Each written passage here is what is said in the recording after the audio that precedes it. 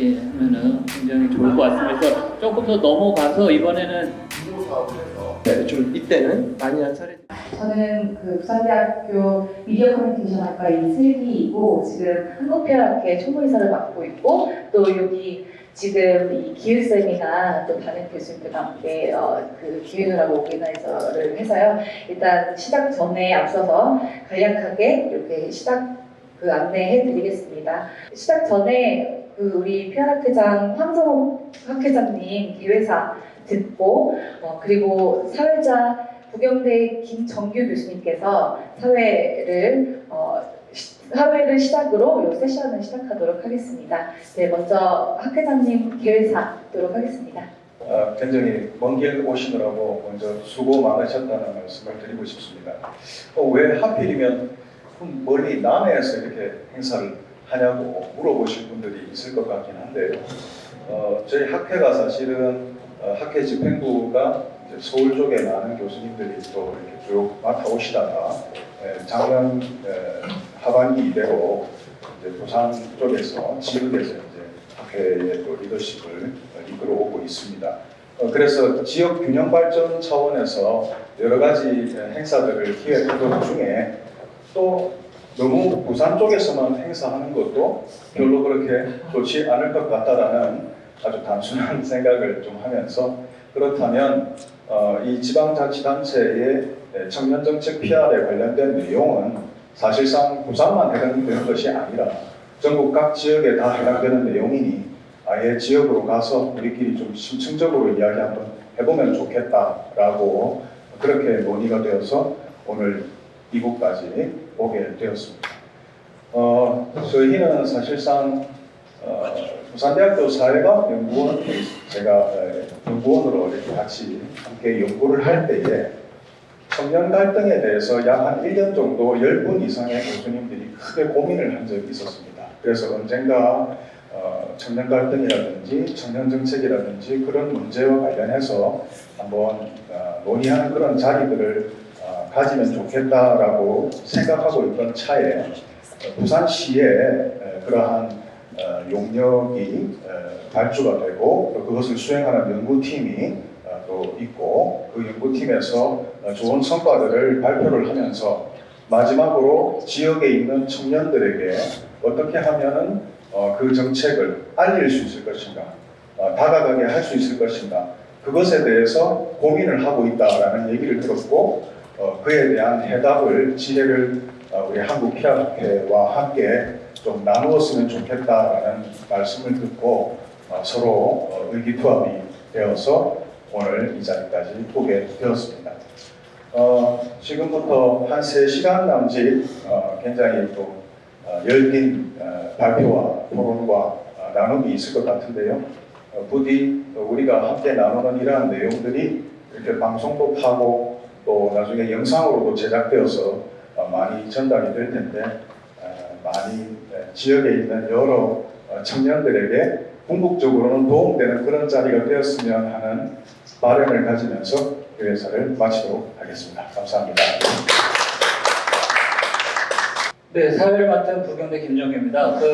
저희 발제본 그 프로그램을 보시면은 교수님들이나 박사님들이나 여기 참석해주신 모든 분들이 다양하게 학회를 다니셔서 아실 텐데 저희가 이번에는 조금 더 뭐 주제에 대해서 어떤 중간에 브레이크 타임이나 이런 것보다는 3개의 섹션을 좀 빠르게 진행을 해서 다양한 논의들을 좀 인텐시브하게 논의를 좀 해보고자 이렇게 3개를 연달아서 진행을 하겠습니다. 그리고 나서 브레이크 타임을 좀 갖고 그리고 나서 이제 다양한 분야의 전문가이신 교수님들께서 각각의 이제 발제 내용에 대해서 이야기 나누고 그리고 뭐 심도 있는 피드백이 주어질 수 있는 그런 시간을 가져보도록 하겠습니다. 그러면은 먼저 저희 준비 이제 해주시고요. 네, 그러면 첫 번째 발제자이신 우정몽 레인보우 커뮤니케이션 님께서 먼저 발표해 주시면 될 것 같습니다. 네, 안녕하십니까.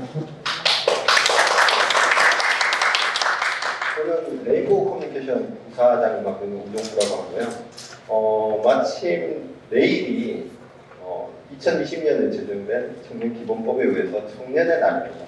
매년 9월달 세 번째 토요일이 청년의 날입니다. 그래서 9월달에 세 번째 토요일에 일자를 바뀌고, 그리고 뭐 그거 겸사겸사 해가지고 한 이틀 전에 또 어젠가 대통령님이 부산에 오셔가지고 또 뭐 거점도시 얘기를 하는데, 아마 지역에서 특히 고민이 많으실 것 같습니다. 지금 뭐 인구 소멸 얘기를 하잖아요. 지난 한 십수년간 여러 정부에서 지자체를 살리기 위해서 말단 지자체까지 엄청난 농어촌 개발공사 해가지고 뭐 농촌 지역 개발 여러 가지를 국세를 투입을 해봤습니다.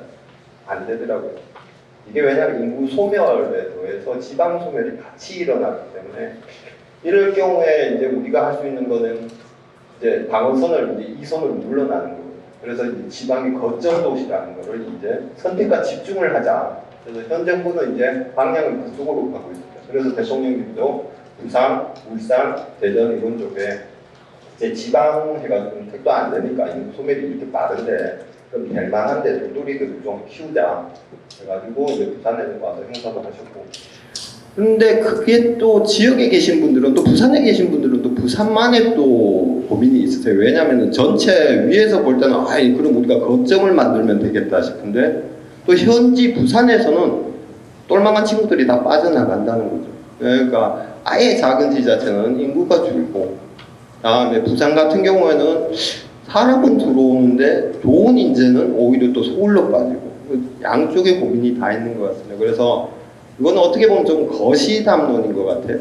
그래서 이런 거시담론은 저 다음에 발표하시는 분들도 말씀을 하실 거고, 이후에 토론 자리에서도 지금 마이크 빼고 이게 다 들리는 것 같은데, 그래서 거시담론은 나중에 끝나고 이렇게 회의 자리, 술자리에서 말씀하시면 될 것 같고, 그런 얘기는 다른 분들도 많이 하실 것 같아요. 저는 이제 전공이 광고 홍보입니다. 그래서 광고 홍보라서 주로 광고 홍보에 포커스를, 저는 이제 중앙대 광고학과 부공학부입니다. 부공학부도 한국에서 박사 석사하고 미국 플로리다대에서 석박사 한 다음에 한국 들어와서 또 국민대에서 행정학으로 박사를 했습니다. 그래서 인포마스터라는 회사가 있습니다. 중앙 정부 홍보를 제일 많이 하는 회사였는데, 10년 동안 제가 정부이사를 했다가 현재는 중앙정부 일을 제일 많이 하는 곳이 레인보우입니다. 한 1년에 200억 정도.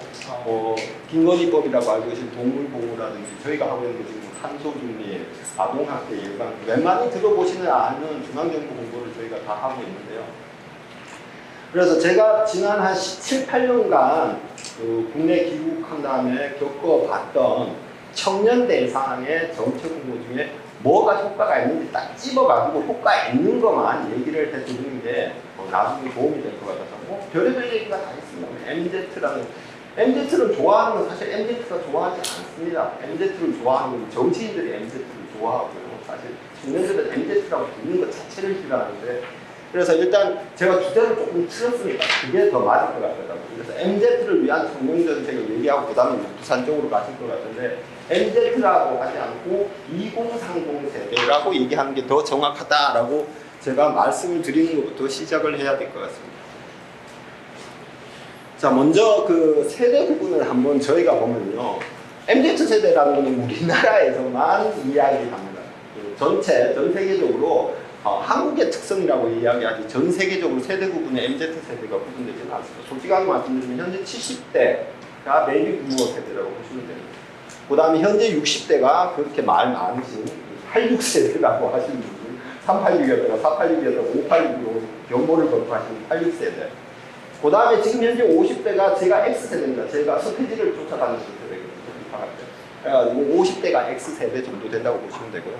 그 다음에 지금 40대가 X 다음에 Y잖아요. 그러면 Y세대. 그러면 30대가 이제 Z세대, 뭐 걔들 또 MZ세대 이렇게 부릅니다. 그래서 MZ라는 용어가 있지는 않고요. 정확하게 말씀드리면 현재 2023년 현재 한 20대, 30대를 MZ라고 부르는 게 정확한 겁니다. 물론 이제 청년기본법에도 청년을 어디까지 포함하나 여가부에서 지정하는 청년의 범위가 있고요. 다음에 정부도 당초마다 청년의 고용부에서는 또 고용에 따라서 청년의 정의가 다양합니다. 길게 보면은 10대 중반에서부터 40대 중반까지를 청년 세대라고 볼 수도 있습니다. 그러나 그냥 저희가 청년 세대라고 했을 때는 MZ 세대라고 했을 때는 결국은 2030 세대를 MZ 세대를 했다고 보는 게 더 정확합니다. 예를 들어가지고 이 MZ 세대를 대학내일에서 만들었다. 대학내일 대표가 김용훈이라고 저랑 동기입니다. 걔는 이제 국문학과를 졸업했는데 여기서 만들었다는데 걔랑 술 먹다가 얘기하면 걔도 저네가 만든지도 모릅니다. 그냥 마케팅 용어고요. 워낙 대학내일 애들이 대학 매체로서 서바이벌을 하기 위해서 그냥 20대 연구소라는 거를 런칭하고 MZ라는 용어를 쓰면서 삼성이라든지 LG의 온라인 SNS 뭐 이런 걸 갖고 올 수 있었길래 MZ라는 용어를 썼기 때문인지 무슨 걔들이 고민을 하고 그러지는 않았고요. 그러다가 또 요즘 MZ가 너무 정치적인 용어화가 돼서 더 싫어하니까 오히려 얘들은 MZ라는 만들었다는 애들조차도 20대 연구소, 20대라고 얘기를 하지 MZ라는 용어, 심지어 얘들은 30대도 버려버리는 애들이거든요. 그래서 정확하게 MZ라는 용어라기보다 2023년 현재 우리랑 같이 살고 있는 2030 세대를 MZ라고도 하고 청년이라고 하고 그렇게 보시는 게 더 낫다라는 말씀부터 드리는 게 나을 것 같아요. 그래야 이제 정의가 되어야 이들에게 어떤 홍보가 맞느냐가 저희가 잡힐 것 같습니다. 그 다음에 또 MZ라고 해서 조금 다르게 보려는 것들이 있으신 것 같아요. MZ도 결국 우리 세대들이 하는 대한민국에 현재 2023년에 살고 있는 60대가 그들의 특성도 있지만 대한민국에 살고 있는 그 속성들을 공유하고 있습니다. 이 2030 세대도 마찬가지입니다. 저희가 중앙정부 뭐 40개 부처청입니다. 뭐 문인부라든지 문체부라든지 홍보 타겟 잡을 때 저희가 MZ를 타겟으로 잡기는 합니다. 2030 타겟을 잡는데 그들을 위한 별도의 컨텐츠 그렇게 많이 만들지 않습니다. 결국은 메가 트렌드라고 김남국 교수님이 매년 이제 책을 쓰시잖아요. 이분이 혼자 쓰시는 게 아니라 이 밑에 지필진이 여러분입니다.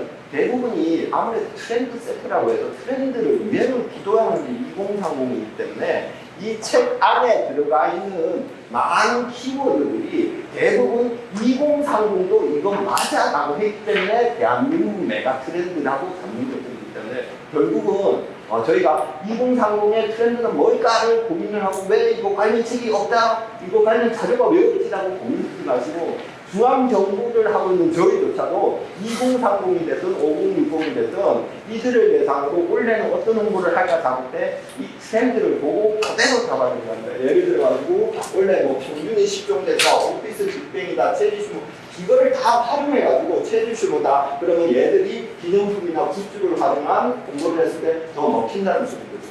그 다음에 뭐 뉴지랜드 전략이다. 옛날에는 우리가 보여주는 홍보를 했다면 이제 참여하는 홍보가 더 먹힌다. 이런 식으로 해서 저희가 이 대한민국 앞서서도 2030을 MZ라고 별도로 자꾸 부르다 보면은 외계인이나 별종 취급을 하게 되는데 외계인이나 별종 취급이 아니라 우리 현재 살고 있는 2030이고 2030에서 뭔가 독특한 트렌드가 있을 거라고 생각하는데 결국은 이들이 우리나라 메가 트렌드 안에서 들어가는 거기 때문에 혹시라도 부산도 마찬가지일 겁니다.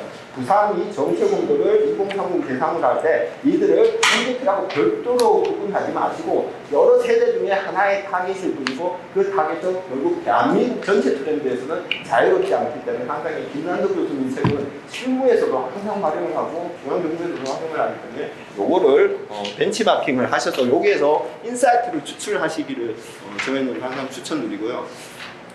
다음에 설문조사하면은 항상 이런 결과가 나옵니다. 제가 한국에 미국 사람 10년 정도 한국 들어와서 지금 한 15년, 17년 동안 설문조사를 매년 합니다. 제가 조사를 하고 그리고 기획을 하는 편인데 마크로밀 엠브레인하고 매년 조사를 하는데 보면은 항상 나옵니다.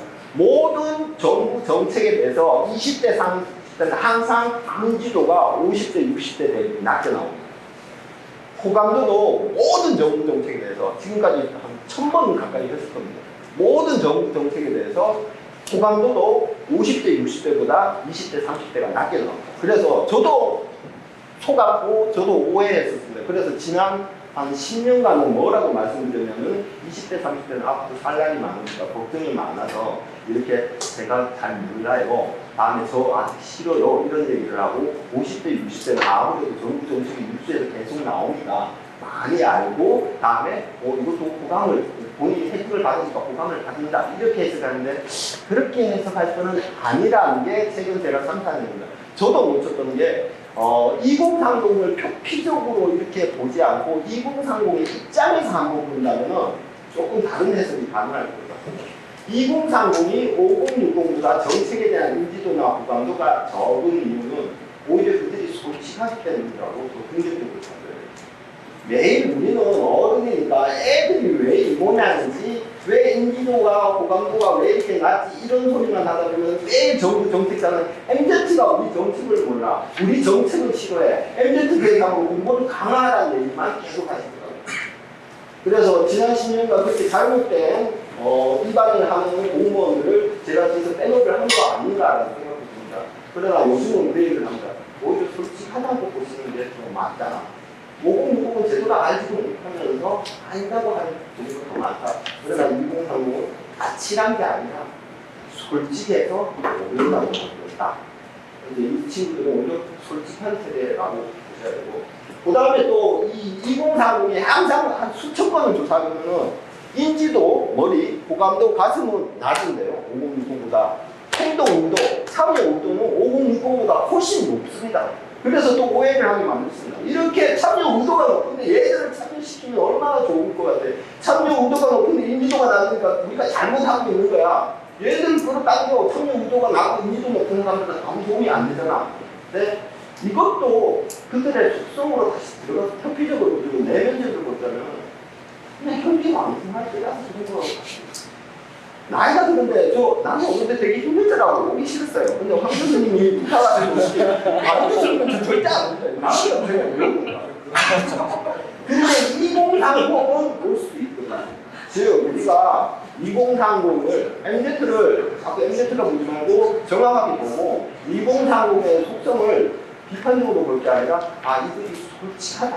그리고 이들이 활력이 넘치는 세대다. 이렇게 본다면 이거를 문제로 보면 안 되니까 설문조사를 하는 이유는 문제점을 파악을 하기 위해서 하는 건데 우리가 문제점을 너무 키우지 않았나. 그렇게 문제 있는 친구들 아니라는 거죠.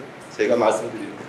그래서 지금부터 말씀드리는 거는 제가 그 홍보 전공이기 때문에 여러 가지 합니다. 뭐 MZ 대상 제가 뭐 덕분에 챌린지도 했었고 뭐 코로나19 때 여러 가지 해봤는데 어떨 때는 먹히고 어떨 때는 안 먹히더라고요. 많이 오해하시는 게 MZ는 하면 무조건 SNS 대상을 하고 MZ는 무조건 참여를 시켜야 된다 하는데 그게 될 때가 있고 안 될 때가 있어요. 그래서 지금부터 제가 말씀드리는 4개는 이거는 어떤 경우에도 다 통하는 경우에 해당되는 것만 말씀을 드리도록 하겠습니다. 될 때 있고 안 될 때 있는 이유는요.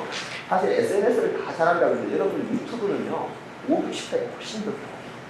왜냐하면 유튜브는 눈이 안 보이는 노안이 오기 시작하면 50, 60대, 60대가 이거를 주문해 놓고 또는 안 봐도 귀로 들을 수 있기 때문에 유튜브는요 2030 세대가 아닙니다. 5060 세대입니다. 안 보이는 사람을 위한 것도 음성이 나옵니다.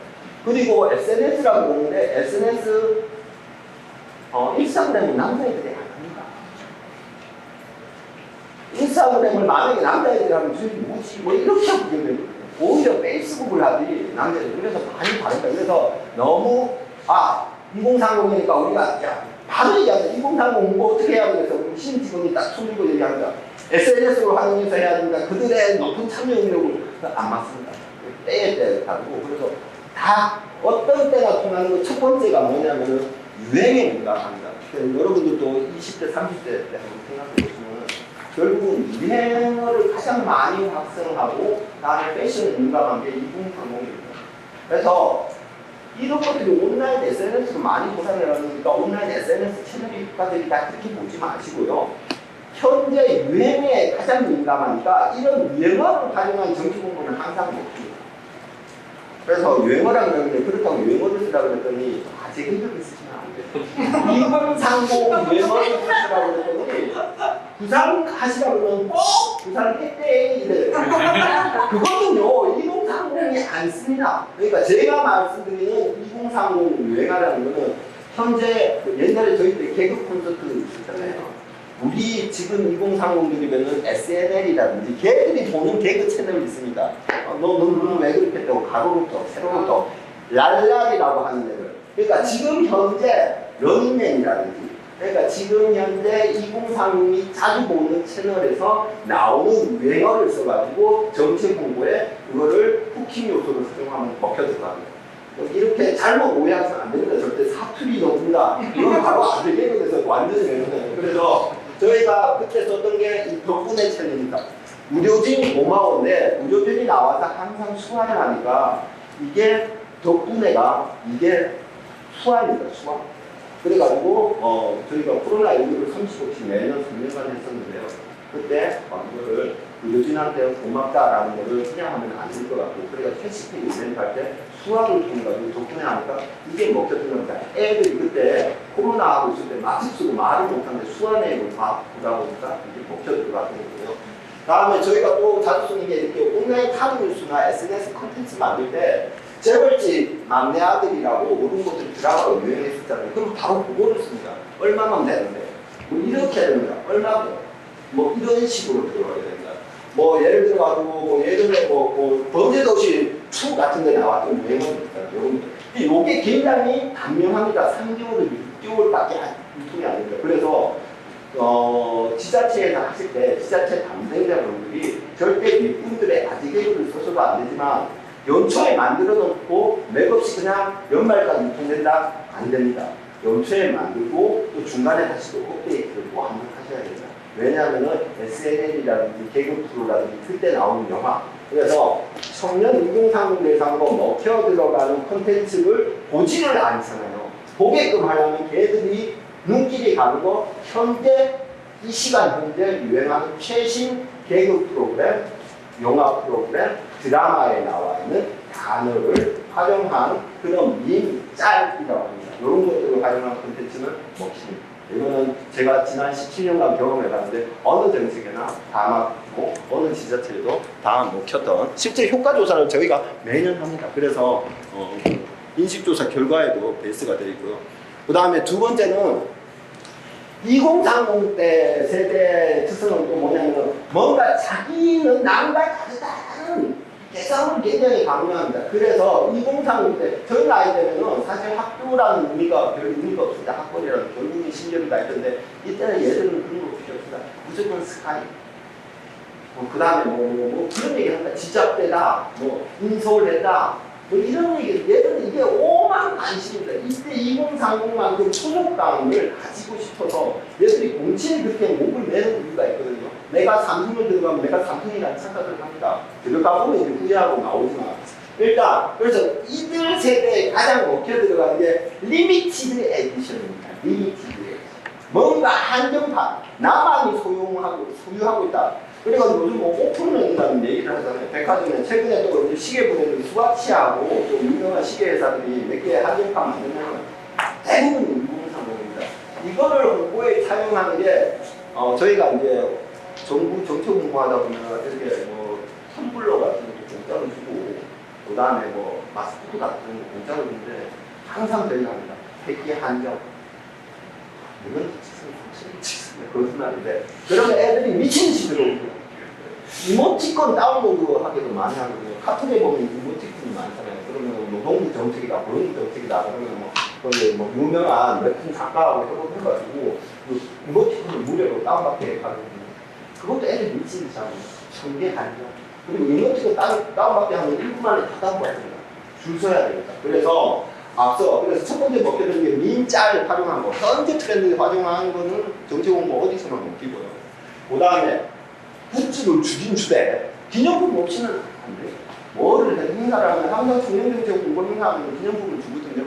기념품일 때 한정판 기념품이라고 걸어서 줍니다. 물론 도치선다 마음에 찍어놓고 100개 한정이라고 하죠. 왜냐하면 그들의 속성이 그렇습니다. 이들은 한정된 속. 특권 의식에 끼고 싶고 나도 잘나고 싶고 이런 거에 굉장히 문명이 있습니다.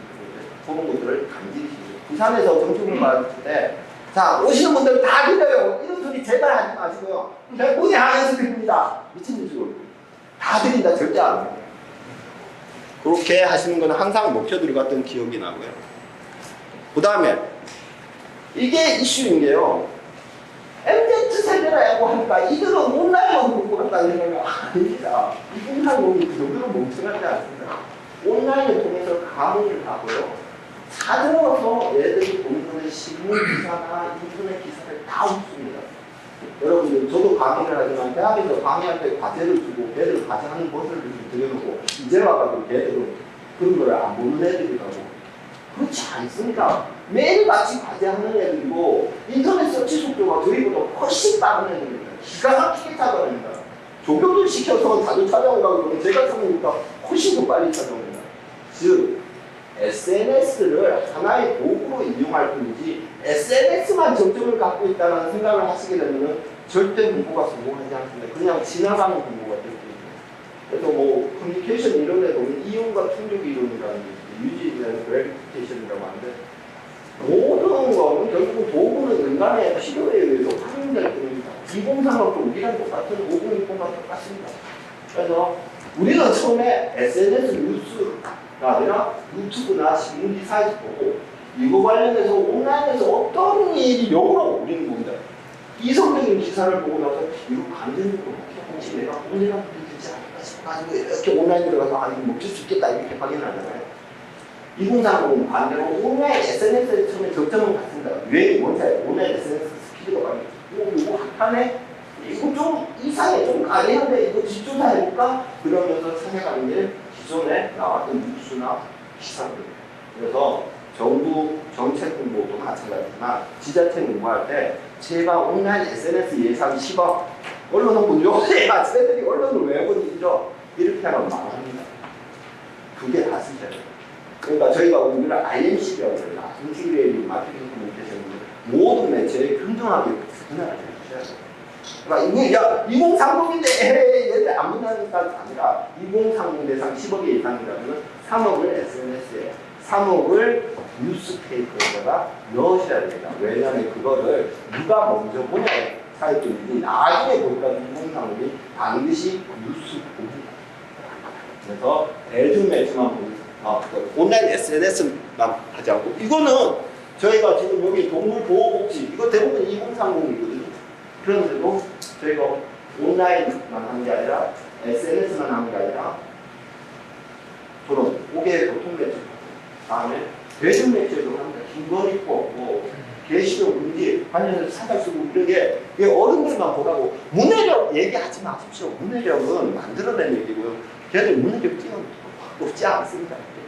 요즘 애들 요즘 저도 이제 초등학교 첫째는 대학교 가는데 둘째가 초등학교 가는데 걔들 저희보다 더 공부 더 열심히 합니다. 걔들 지금 중2, 중3 과정입니다. 초등학교 6학년. 그러니까 저희보다 오히려 문해력이 뛰어나면 뛰어나지 절대 떨어지지 않으니까. 그러니까 86세대라고 비하할 필요 없고요. 온대라고 비하하는 게 싫듯이 얘들을 NZ라고 얘기하는 게 비하일 거예요. 그렇지 않습니다. 얘들은 그냥 우리의 2030 세대일 뿐이고요. 그래서 그것도 있고 그 다음에 이게 잘 모르시더라고요. 그러니까 다 지금까지 이거는 반드시 성공해 했던 게 대중매체하고 성공을 하고요. 다음에 리미티드 에디션에도 성공을 하고요. 다음에 미면짜리라고 해서 메모를 활용하는 거고 그때 당시 성공하고 마지막으로 대학 매체를 반드시 활용을 해야 됩니다. 이거를 잘 모르시더라고요.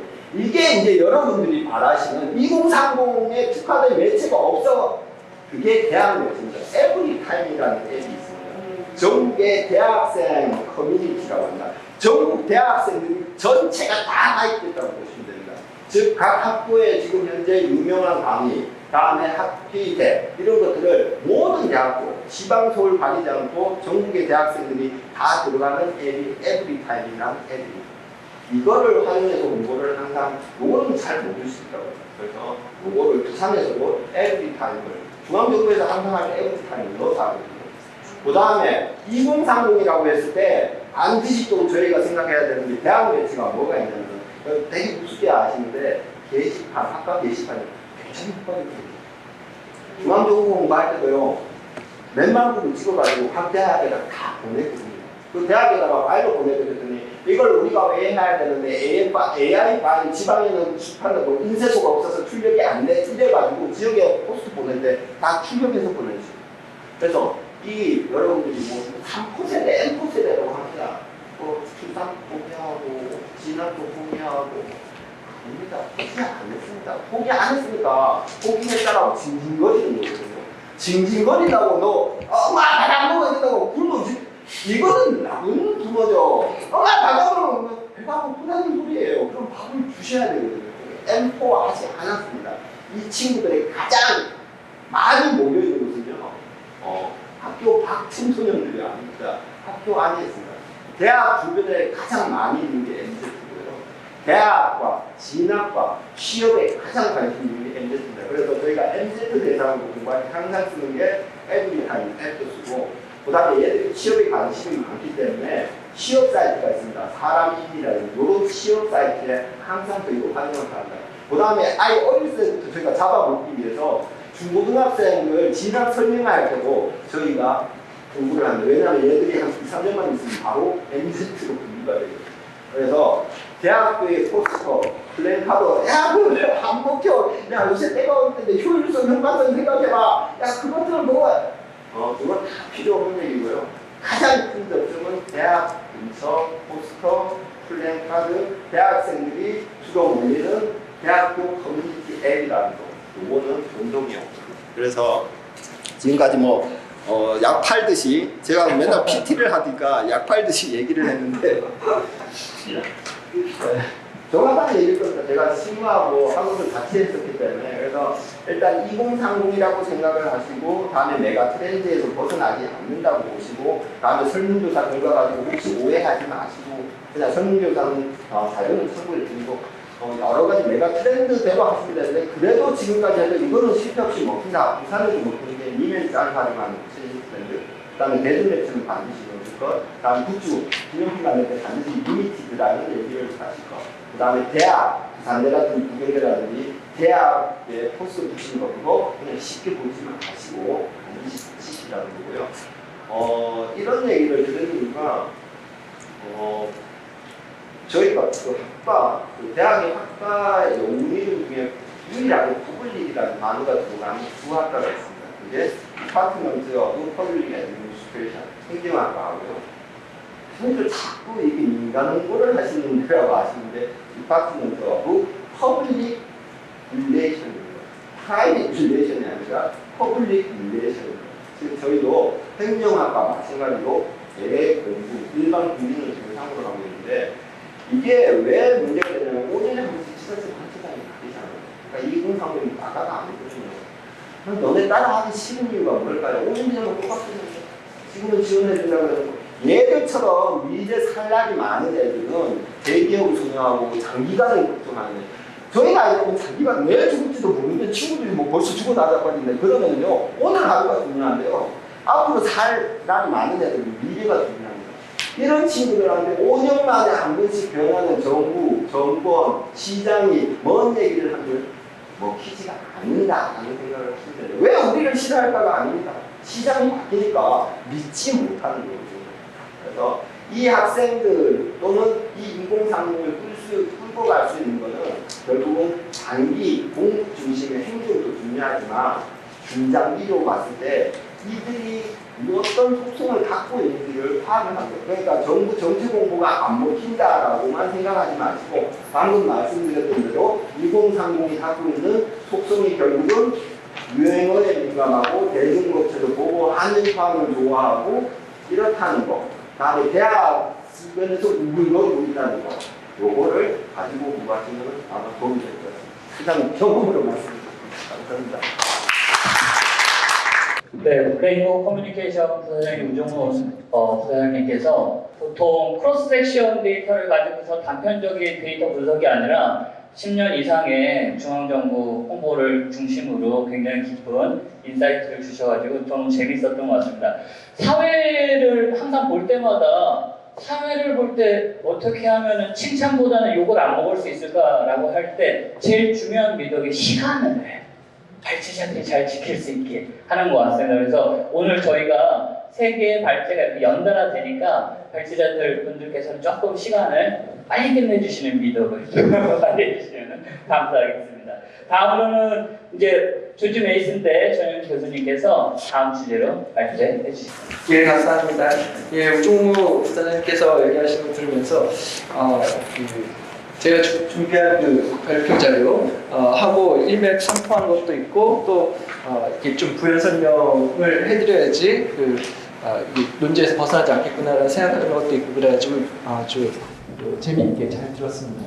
실제적으로 요즘 하고 있는 거는 이제 광고나 홍보 쪽은 아니고 어떻게 보면 홍보의 이제 PR의 이제 범위이긴 하는데 이 갈등 해결 관리 이쪽을 이제 하고 있습니다. 그래서 현장에서 뭐 정부하고 혹은 지자체하고 이제 주민들 간에 서로 이제 의견이 대립돼서 갈등이 발생을 했을 때 그거를 이제 해결하는 거를 이제 현장에서 많이 하고 있는데 그런 측면에서 또 저한테 다가왔던 것도 있었어요. 예를 들면 이제 현수막의 중요성 이런 거 얘기하셨는데 진짜로 그렇거든요. 뭐냐면은 예를 들면은 어떤 그 행사를 하거나 할 때 현수막 몇 개 붙는 게 아닌 경우랑 확 차이가 날 때가 있어요. 그래가지고 저도 그런 것들을 체험을 하고 있었는데 그 부분을 잘 짚어주셔서 흥미가 더 느껴졌었습니다. 자, 제가 말씀드릴 부분은 이제 지자체 청년정책 PR 성공 사례인데요. 네. 일단 그 성공 정책들을 어떻게 뽑을까에 대한 고민부터 조금 했습니다. 그래서 2022년하고 2021년에 보시면 우리나라 청년 정책이 지자체에서 나온 것이 꽤 많구나라는 거를 좀 확인을 할 수 있었어요. 여기 위에 보시면 2022년 같은 경우에 139개, 그다음에 2021년 같은 경우에 236개라고 되어 있는데 저것도 모든 거를 다 하는 건 아닐 수도 있죠. 그러니까 국무조정실에서 청년 정책을 관리하는 부서가 있는데 거기에서 취합한 개수가 이제 저 정도다라고 볼 수가 있습니다. 근데 이제 일목요연하게 한번 보실 수는 있을 것 같아서 한번 정리를 해봤는데 예를 들면 일자리 분야, 주거 분야, 교육 분야, 복지 문화 분야, 참여 권리 분야 이런 식으로 이제 구분이 전체적으로는 되어 있습니다. 주거 분야 같은 경우에는 이제 뭐 어떻게 주거비를 있을 것인가 이런 부분 그리고 일자리 분야 같은 게 어떻게 이제 좋은 일자리를 창출할 수 있을 것인가 이런 거에 초점이 많이 가 있죠. 일단 뭐 어떤 것이 성공적이냐라는 거를 고민을 하다가 부산 청년 패널 조사 결과에 따르면은 청년 정책과 관련 정보를 얻는 경로가 이제 SNS 활동이 좀 전에 이제 부사님께서 얘기하셨을 때 이제 SNS만 보면 안 된다라고는 하지만 어쨌든 얘기하신 분들은 한 반 정도는 되는 거예요. 그래가지고 이거에 조금 이걸 하나의 기준으로 이게 유일한 기준은 아니지만 하나의 기준으로 삼았으면 좋겠다라고 해가지고 정량화를 위해서 구글 소셜 서치하고 소셜 버즈의 검색량을 좀 활용을 했습니다. 그래서 들어간 게 페이스북, 트위터, 인스타그램, 틱톡, 링크드인, 핀터레스트 같은 게 있고 유튜브, 데일리 모션이 있는데 실질적으로 이 정책들을 좀 검색을 했을 때 유튜브에 이렇게 딱 걸리는 것들은 거의 없긴 하더라고요. 가장 많이 걸리는 게 페이스북에 제일 많이 걸립니다. 근데 이제 그 수치를 보면 예를 들면 페이스북으로 청년 행복 박스를 그냥 검색하면 33,000건이 나와요. 근데 앞뒤에 큰 따옴표 붙이면 딱 그 단어가 그 형태로 들어갔을 때만 나오잖아요. 그렇게 하면은 138건으로 이제 줄어들게 됩니다.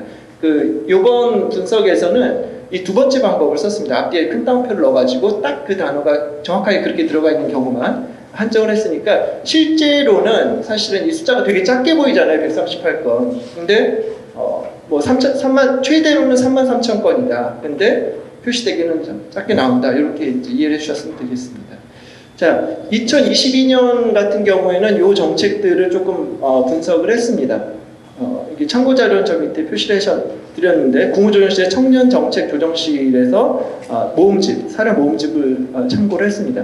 요 5개를 이제 골랐는데요. 이 5개는 제가 따로 일부러 고른 게 아니라 정책적으로 봤을 때 이 국무조정실에서 정책 관점에서 봤을 때 괜찮은 사례들을 평가를 해놓은 거예요. 그래서 최우수 사례하고 우수 사례 5개가 딱 있어서 그것들을 한번 봤습니다. 얘네들은 어떤 것들이고 또 SNS상에서 어느 정도 많이 인용이 되어 있을 것인가 그런 걸 봤는데 청년 인생 설계 학교 같은 경우에는 이렇게 내용이 복잡한데 간단히 말하면 청년들한테 코칭해주는 프로그램입니다.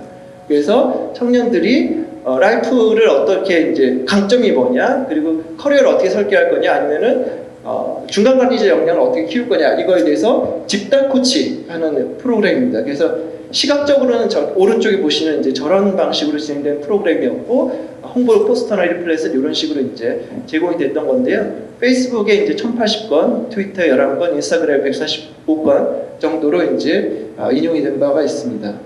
그다음에 세종시의 세종청년센터는 이거는 이제 어떻게 보면은 공간을 마련을 해가지고 그 공간을 통해서 청년들이 교류도 하고 거기다가 이제 창업도 하고 이런 식의 이제 지원인데 이런 것들을 하는 지자체가 꽤 많이 있습니다. 그 중에서 이제 하나다라고 보실 수가 있겠고요. 페이스북에 이제 399, 인스타그램에 29 이렇게 되어 있습니다.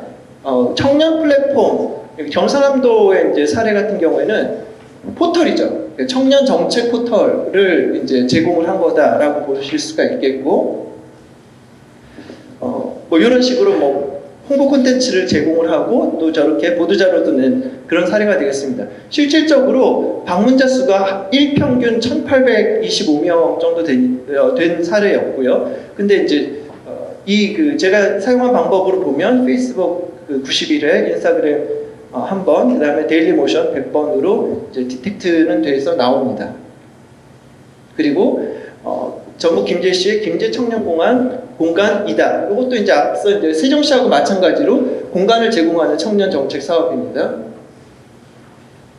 요 사업 같은 경우에는 이제 초점이 좀 어떻게 맞춰져 있냐면 실질적으로 청년 기업들을 입주시키는 데 좀 초점이 맞춰져 있었더라고요. 그래가지고 인구 유입에 몇 명의 인구를 외부에서 이제 유입을 하는데 성공을 했느냐, 거기에 이제 좀 초점을 맞췄던 그런 사업이 되겠습니다. 페이스북 543, 인스타그램 90, 유튜브 26 이렇게 됩니다. 이 충남 천안시 천안아산 환경협력 공유 교류 천하제일문화대회 시즌2 같은 경우에는 문화교류 행사입니다. 그래서 이것도 이제 하나의 지자체 사업으로서 청년정책 사업実施했던 거고요. 이거 같은 경우에는 페이스북 51번, 인스타그램 19번 이렇게 이제 됐던 겁니다. 그래서 지금까지 보여드린 사례들은 제가 임의로 고른 게 아니라 국무조정실에서 정책적인 차원에서 평가해서 우수하거나 최우수다라고 평가를 했던 사례다라는 점 다시 한번 좀 말씀을 드리면서, 자, 그래서 이제 이것들을 이제 한번 좀 보면 종합적으로 한번 보실 수 있도록 이제 한 겁니다. 맨 오른쪽 끝에서 이제 네 번째 토탈이 요 SNS 토탈을 그냥 쭉 한 거고요. 그 다음에 이제 저 토탈로 보니까 서울시가 1236, 세종시가 428, 그 다음에 충남 천안시의 대회가 70 이런 식으로 되잖아요. 근데 이제 사실 이 SNS 차원에서 봤을 때는 인구가 많은 데가 SNS량이 많을 수밖에 없잖아요. 그래가지고 20에서 39, 그러니까 20대 30대죠. 20에서 39세 인구수를 좀 나눠줘야 되지 않을까라는 생각이 들어가지고 그걸 좀 이제 인구수를 파악을 해서 나눴습니다. 그게 바로 T/P가 바로 그 수치인데요. 2022년에 이제 뽑힌 요 사례들 같은 경우에는 보시면 T/P가 상당히 차이가 많이 납니다. 그래서 예를 들면 서울시 같은 경우에 0.43, 세종시는 4.32, 10배 정도 나는 거죠. 그 다음에 경상남도는 0.25, 김제청년공간은 50.7, 그 다음에 천하제일문화대회는 0.32 이렇게 이제 차이가 굉장히 좀 이때는 많이 난 사례들이다라고 할 수가 있습니다. 그래서 인구수 대비, 그러니까 바꿔 말하면 20대, 30대가 김제시 같은 경우에는 13,000명인데, 근데 이제 SNS량은 굉장히 많았다.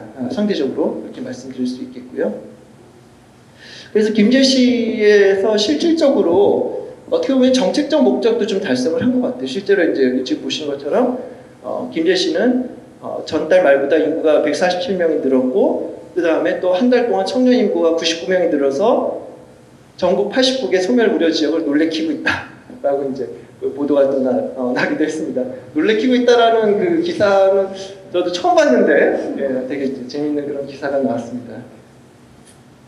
자, 그 전해 2021년에 이제 분석 대상 청년 정책들은 이때는 같은 국무조정실의 사례집이긴 한데 이 정책적 평가를 안 했어요. 2021년의 경우에는. 그래가지고 지금 보시는 거는 제가 좀 임의로 고른 것들입니다. 그래서 이제 서울시, 부산시, 세종시, 그리고 이제 우리나라에서 인구가 가장 많은 광역단체인 경기도하고 또 그 근로청년수당 관련된 그 익산형을 하나 골라봤습니다. 그래서 임의로 좀 그런 것들이다라는 거 말씀드리겠고요.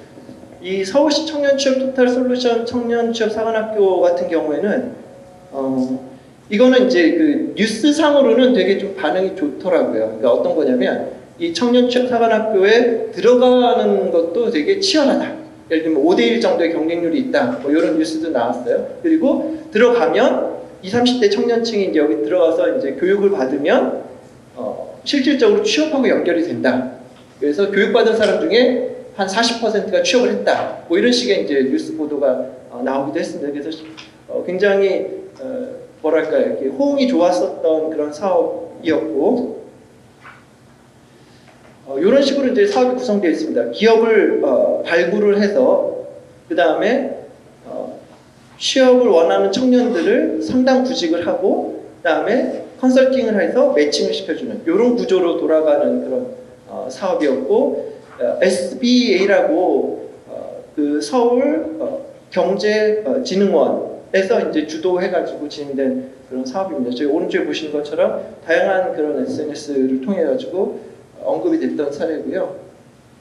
부산시 같은 경우에 이제 특례 정책을 한번 볼 텐데, 청년이 청년에게 주는 부산청년 행복박스 해가지고 이 온라인 커머스 시장 진입을 위해서 이제 그 음식업을 하고 있는 부산 청년들에게 그걸 밀키트로 만들어서 청년들에게 제공하는 경험을 갖게 해서 이제 그 진입 장벽을 줄이려고 하는 그런 정책이죠.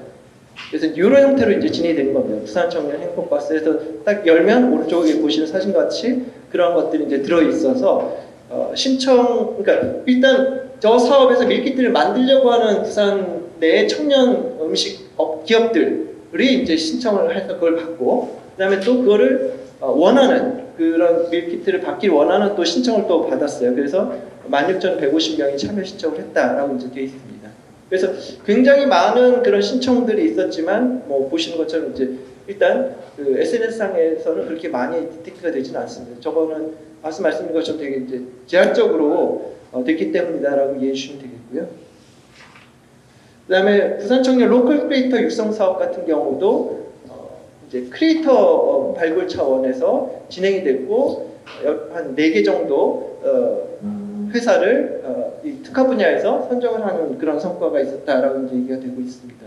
세종시 같은 경우에는 요것이 어떻게 보면 좀 특이한 경우인데요. 이 청년 수기 예산이라고 해서 이제 정책에 직접적으로 좀 참여를 시키는 거예요. 어떤 그 수기 프로그램에 들어와서 토론도 하고. 근데 보통 이런 게 그 사실 그렇게 관심도가 높은 분야는 아니거든요. 그럼에도 불구하고 어떻게 보면은 꽤 이제 잘 진행이 됐는데, 여기서 페이스북하고 인스타그램에서는 저게 디텍트되지 않았습니다. 근데 이제 데일리 모션이라는 거에 이제 디텍트가 됐길래 데일리 모션이 뭔가 하고 좀 찾아봤더니 그 프랑스의 포털이다라고 되어 있더라고요. 그래서 이제 스마트폰을 통해서도 뉴스 보도 자료, 영상 이런 것들을 좀 확인할 수 있는 그런 그 사이트였습니다. 그걸 통해 가지고 좀 SNS 홍보가 된 것 같고요. 그다음에 청년희망 배움터라고 해서 멘토링을 통한 역량 강화 프로그램, 이게 이제 진행이 된 바가 있고요. 세종시에서.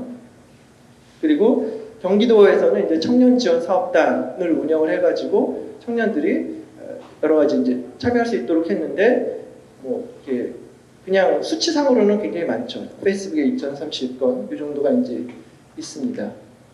그리고 익산에는 이제 근로청년수당, 사실 이거는 직접적인 그 혜택이 있는 정책이기 때문에 사실 많이 관심을 가질 수 있는 그런 측면도 있는 거죠. 요거는 페이스북에 93번, 인스타그램 2번, 데일리모션 1번 이렇게 이제 디텍트가 됩니다.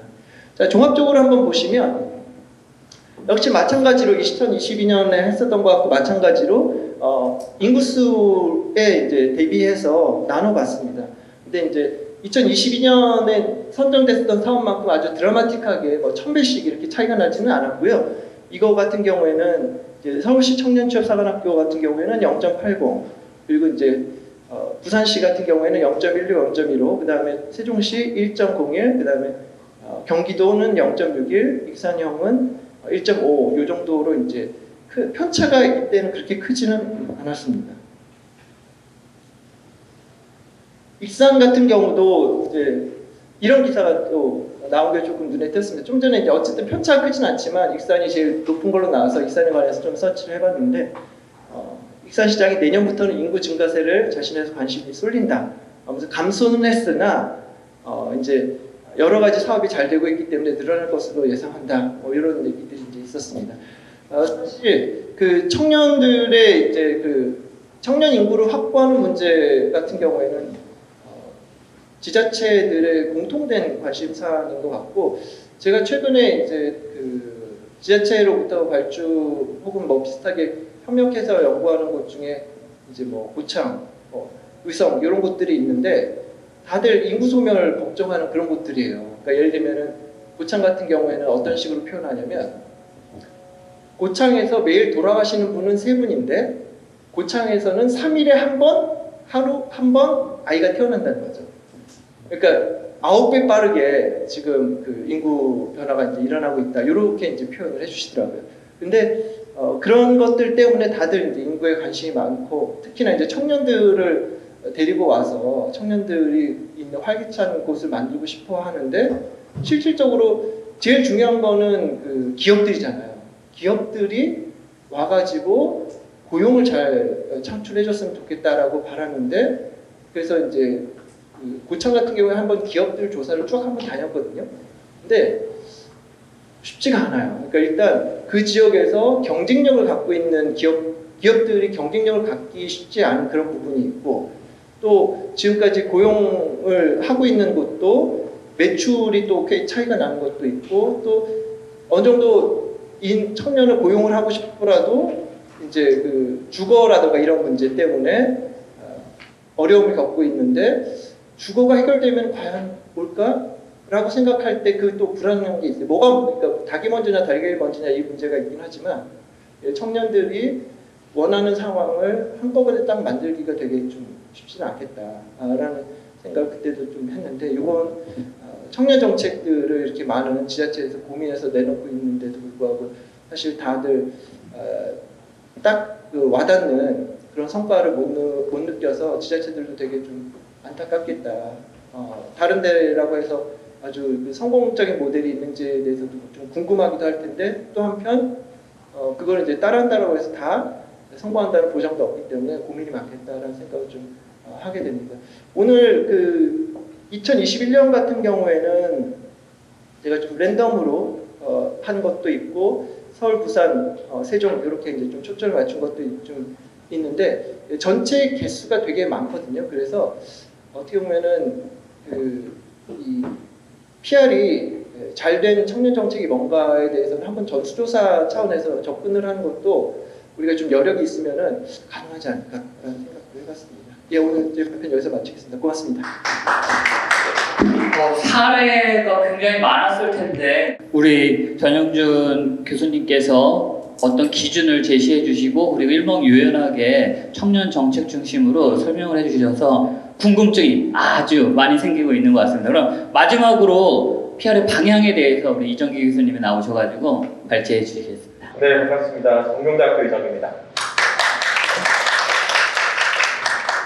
네, 저의 전공은 사실 표현의 자유를 주로 저는 연구를 하고 있고요. 미디어 효과를 주로 하고 있는 상황인데, 청년 정책은 사실상 제 연구 범위가 아닙니다. 그렇지만 나름대로 열심히 준비를 해봤고요.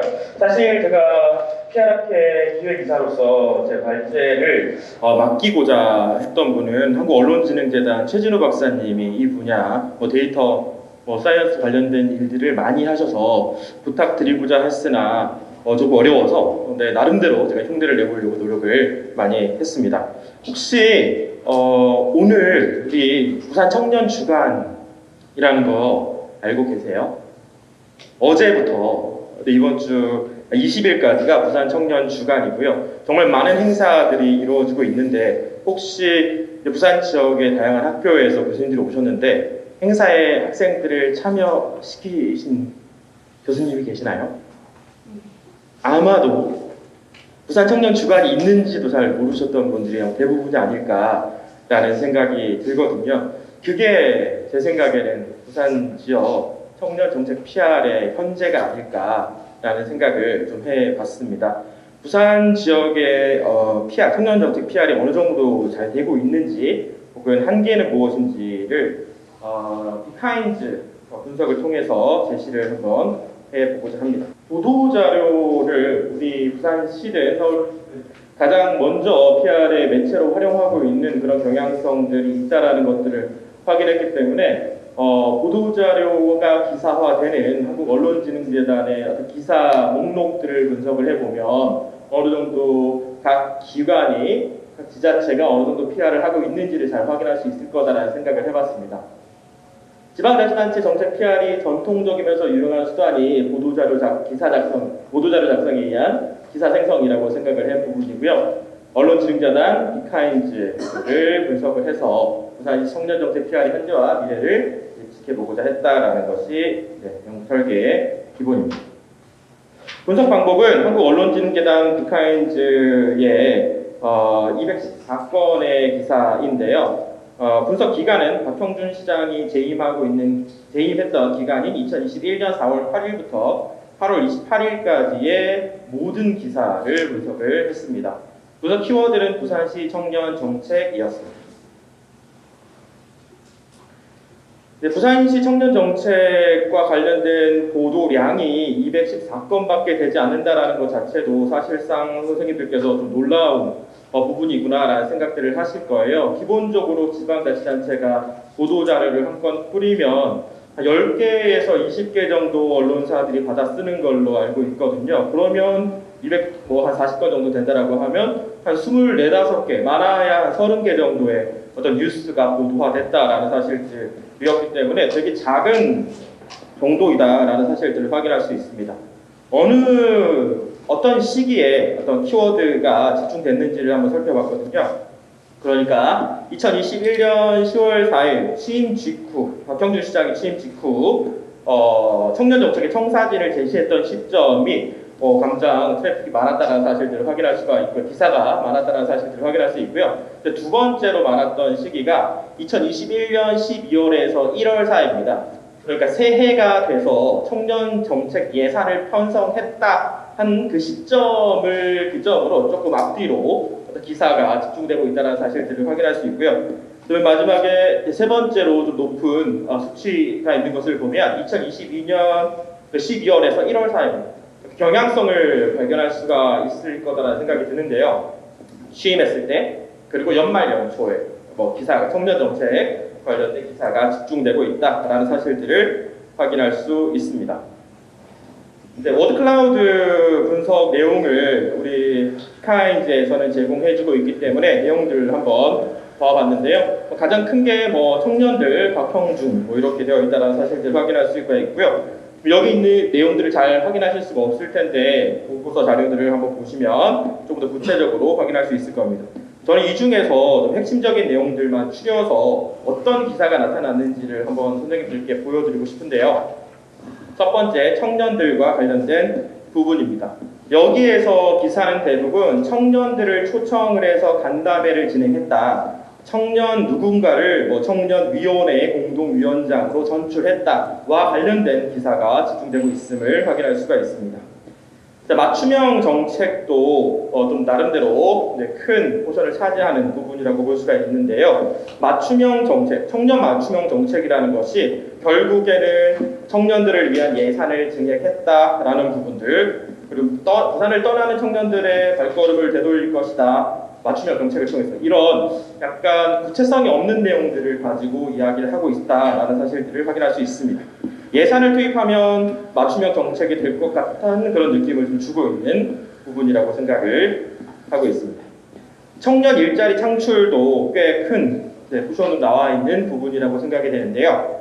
청년 일자리 창출을 위해서 부산 지역에 있는 대학들과 MOU를 체결할 것이고 마찬가지로 예산을 증액해서 뭔가 청년의 일자리를 창출할 수 있을 것이다 라는 이야기들을 기사로 내보내고 있다라는 사실들을 확인할 수가 있고요.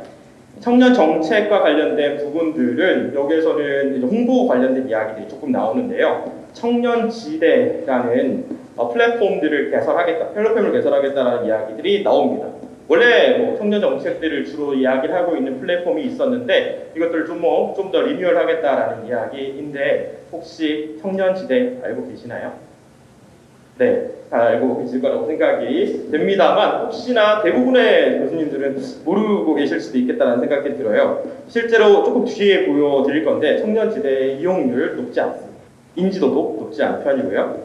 인스타그램 관련된 내용들도 나옵니다. 인스타그램을 우리가 활용해서 이거 2021년 이야기 이후의 이야기거든요. 인스타그램을 활용해서 우리가 홍보를 할 거야. 그러면 많은 청년들이 우리 부산시의 청년 정책을 잘 알게 될 거야 라는 이야기들을 하고 있는 내용들이라고 보시면 될 것 같고요. 청년지대 이야기 또 나옵니다. 그리고 조금 전에 두 번째 발표를 해주셨던 선생님께서 청년 행복박스 관련된 이야기를 해주셨는데요. 청년 행복박스 저는 제가 검토한 청년 행복박스는 저는 높이 평가하진 않거든요. 청년 행복박스는 선생님들 알고 계실지 모르겠습니다. 청년 행복박스는 청년들이 만들어낸 정책이라는 측면에서 되게 주목받았었던 내용들인데 2023년에 청년 행복박스가 어떻게 운영되고 있냐면요. 2030명의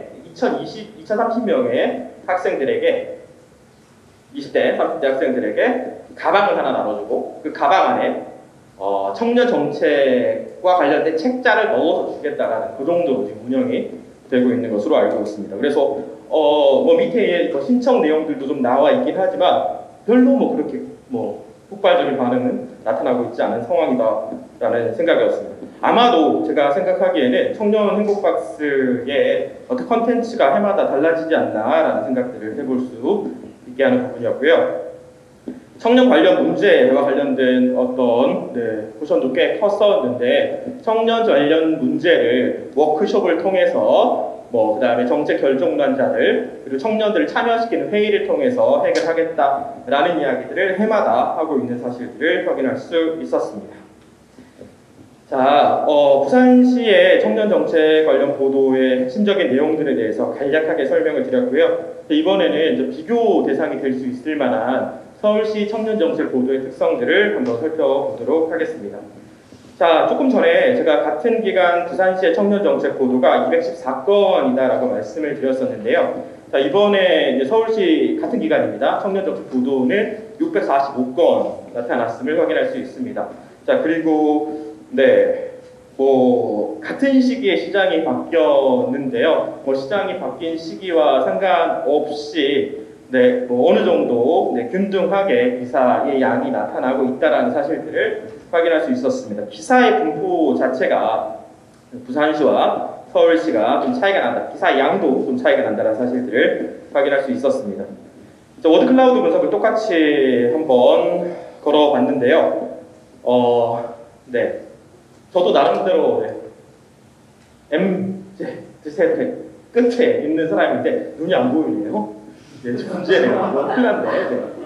자, 좋습니다. 제가 동그라미처럼 부분들을 좀 집중해 보시면 좋을 것 같습니다. 저도 잘 안 보여서 아마 선생님들도 잘 보이지 않으실까, 안 보일 것 같다는 생각이 드는데요. 동그라미처럼 것들을 보면 약간 YT, Z세대, 그리고 숏폼, 그리고 인터랙션, 이런 것과 관련된 내용들이라는 사실, 이런 내용들이 꽤 부산시보다는 많다라는 사실들을 확인할 수 있어요. 동그라미 관련된 부분들이 약간 젊은 층들이 선호할 수 있을 만한 어떤 키워드라는 사실들을 확인할 수 있었고요. 그전에는 전혀 약간 부산시와는 조금 다른 모습이다라는 사실들을 확인할 수가 있었습니다. YT가 뭔지 아시나요? 혹시 들어보신 분들이 있을 거고 뉴스를 통해서 YT는 가상 인플루언서라고 합니다. 저도 이거 조사하면서 처음 알게 된 분인데요. 분이라고 해야 될지 뭐라고 해야 될지 잘 모르겠습니다. 그렇습니다. 그래서 이 가상 인플루언서가 광고에도 나타나고 그다음에 다양한 어떤 콘텐츠, 예능 콘텐츠에도 나타나고 있는 것으로 알고 있는데 서울시의 어떤 청년 정책을 소개하는 어떤 메신저로서도 활용되고 있다는 사실들을 확인할 수 있었고요. YT, 가상 이런 내용들이 꽤 많이 기사화되고 있구나라는 사실들을 확인할 수 있었습니다. 두 번째, 온라인 창구라는 어떤 내용들도 꽤 많이 발견이 되었는데요. 청년 정책을 오프라인 어떤 회의나 어떤 집담회나 이런 부분들이 아니라 온라인을 통해서 제시할 수 있게끔 창구를 다변화하겠다라는 이야기들이 이 부분에 나와 있는 부분이라고 생각하시면 될 것 같고요. 청년들이라는 내용들도 동일하게 부산시와 큰 포션을 차지하는 부분으로 나왔는데요. 여기에서도 주목해서 봐야 될 부분은 서울시가 청년 정책 콘테스트를 개최한다라는 부분, 그리고 각종 공모전을 진행하겠다라는 부분들이 많은 기사로 부각되었다라는 사실들을 확인할 수 있었습니다. 정보통이라는 청년 어떤 몽땅이라는 정보통 플랫폼인데요. 이 플랫폼들을 오픈해서 청년 관련된 정책들을 집중시키겠다. 그래서 민원도 제기하고 관련된 정보도 얻고 각종 이벤트에도 참여할 수 있는 플랫폼으로서 기능하게 하겠다라는 내용들이었던 것으로 기억이 납니다. 자, 청년 행복 프로젝트와 관련된 부분들도 꽤 많이 있었는데요. 청년 행복 프로젝트 같은 경우에는 청년들의 어떤 이 내용은 취업을 지원하거나 창업을 지원하거나 그리고 청년들이 교육을 받을 수 있는 기회를 제공하거나 관련된 부분들을 플랫폼을 통해서 묶어서 청년들이 잘 알 수 있게끔 하겠다라는 내용들로 여러분들께서 이해를 해주시면 되겠습니다. 쇼폼 관련된 이야기도 나오는데요. 최근 제가 또 쇼폼 저널리즘 프로젝트를 진행하고 있어서 관심을 가지고 봤는데요. 쇼폼 콘테스트를 열겠다. 그리고 쇼폼 콘테스트에서 어떤 것들이 당선됐다라는 이야기들이 나오고 있는 것으로 발견이 되었습니다. 그래서 부산시와 또 비교를 했을 때 부산시는 서울시에 비해서 기사 생산 건수도 한 3분의 1 정도, 물론 사이즈도 3분의 1 정도로 부산시가 작은 편이긴 합니다만 기사 건수가 너무 적다라는 부분. 근데 보도 집중도를 봤을 때 부산시 같은 경우에는 연말과 연초에 집중되어 있는 반면에 서울에는 비교적 균등하게 나타나고 있다는 사실들을 확인할 수 있었고요. 그리고 Z세대의 특성을 고려하는 정도가 부산시도 어느 정도 있었지만 서울시는 조금 더 강하게 기사를 통해서 나타나고 있는 게 아닌가라는 생각들을 해봤습니다. 그만큼 서울시가 부산시보다 이런 어떤 새로운 세대가 원하는 어떤 그 플랫폼들을 좀 더 강조하는 전략들을 택하고 있지 않나라는 생각을 해봤습니다. 자, 키워드의 다양성 부분에서도 부산시도 사실 그렇게 못하는 부분은 아닌 것 같아요. 사실 제가 부산시, 서울시 말고도 다른 광역시 모든 자료들을 다 분석을 해봤는데요. 부산시가 서울시랑 됐을 때는 참 많이 떨어지는 것 같은 모습을 보이지만 다른 광역시에 비교했을 때는 그렇게 떨어지는 모습을 보이지 않았던 것으로 기억이 납니다. 자, 동일 기간에 또 부산 청년 정책 키워드를 검색했을 때는 410건 정도 나타났고 서울 청년 정책으로 키워드를 검색을 했을 때는 1200건 정도 나타났기 때문에 이건 어떤 키워드를 넣더라도 한 3배 정도 서울시와 부산시가 차이가 난다는 사실들을 확인할 수가 있었고요. 자, 부산시와 서울시의 청년 정책 플랫폼을 이건 기사는 아니지만 간략하게 한번 비교를 해보고자 했습니다. 부산의 아까 지대를 보신 분 있다라고 말씀드렸었는데요. 부산 지대와 청년 몽땅 정보통을 한번 비교를 해봤습니다. 파워포인트가 너무 작게 되어 있어서 잘 보이지 않으실 것 같은데요. 저도 잘 보이지 않는 상황이라서 제가 좀 써놓은 거를 또 읽어드리도록 하겠습니다. 이게 좀 저는 제 발표에서 되게 중요한 부분이라고 생각을 하거든요. 자, 페이스북 부산 같은 경우 지대입니다. 좋아요 1000개 정도 나타나고 있고요. 서울은 한 5만 개 정도 나타나고 있습니다. 50배? 네, 500배라고 봐야 되나요? 자, 그리고 페북에 팔로워는 한 1,700명 정도 되고 있고요. 서울시 같은 경우에는 한 5만 5천 명 정도 나타나고 있습니다. 인스타그램 게시물은 420건 정도 나타나고 있고요. 서울시의 인스타그램 게시물은 한 1,000만 건 정도 나타나고 있습니다. 자, 부산시는 별도의 독립적인 부산시의 유튜브 플랫폼들을 운영하고 있지는 않고요. 반면에 서울시는 유튜브를 운영을 하고 있고 영상이 한 260건 정도 올라간 사실들을 확인할 수 있고요. 청년들이 궁금한 부분들을 질문했을 때 바로 답변할 수 있는 카카오톡 채널을 운영을 하고 있는데요. 서울시만 그렇게 하고 있다는 사실들을 확인할 수 있고, 그리고 친구는 한 6만 5천 명 정도 되고 있는 것으로 확인을 했습니다. 그래서 네, 당연히 서울에 있는 사람들의 사람 수가 많기 때문에 청년 수도 많을 것이고, 그렇기 때문에 당연히 상호작용 정도에서 부산시가 서울시에 비해서 떨어질 수밖에 없다는 사실들은 자명한 현실일 것이지만, 컨텐츠를 만들어내는 사람의 수에서는 크게 차이가 나지 않는다라고 생각을 하거든요. 네, 그럼에도 불구하고 한 3배 정도 혹은 2배에서 3배 정도 차이가 난다라는 것은 사실상 조금 문제가 있는 것이 아닐까라는 생각을 해봤습니다.